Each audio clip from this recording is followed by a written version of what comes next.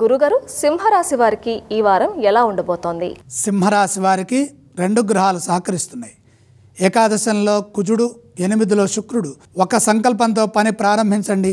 ఏకాగ్రతతో పనిచేసి విజయాలు సాధించాలి. గ్రహదోషం అధికంగా ఉంది, పరిస్థితులు అనుకూలించవు. ఇటువంటి సమయంలో ఆత్మీయుల సలహాలు అవసరమవుతాయి. అడుగడుగునా ఎదురయ్యే విఘ్నాలను బుద్ధిబలంతో అధిగమించాలి. చైతన్యవంతంగా ఆలోచించాలి. చెడు ఊహించవద్దు. ఏ పని చేస్తే త్వరగా మేలు చేకూరుతుందో ధర్మబద్ధంగా ఆ మార్గంలో ఆ పనే చేయండి. మీ విశ్వాసం మిమ్మల్ని రక్షిస్తుంది. ఉద్యోగ వ్యవహారాల్లో ఎంత మౌనంగా ఉంటే అంత మంచిది. తగినంత గుర్తింపు రావడానికి సమయం పడుతుంది. నిరుత్సాహం చెందకుండా ఉత్సాహంగా కృషిని కొనసాగించండి. పనులు వాయిదా వేయకుండా ఎప్పటి పనులు అప్పుడే పూర్తి చేసుకోవడం ద్వారా కార్యసిద్ధి లభిస్తుంది. వ్యాపారంలో ఎటువంటి మార్పులు చేయవద్దు. ఉన్నదాన్ని జాగ్రత్తగా కాపాడుకోవాలి. చంచలత్వం లేకుండా నిర్ణయాలు తీసుకొని వాటిని అమలు చేయాలి. వివాదాలకు అవకాశం కల్పించకండి.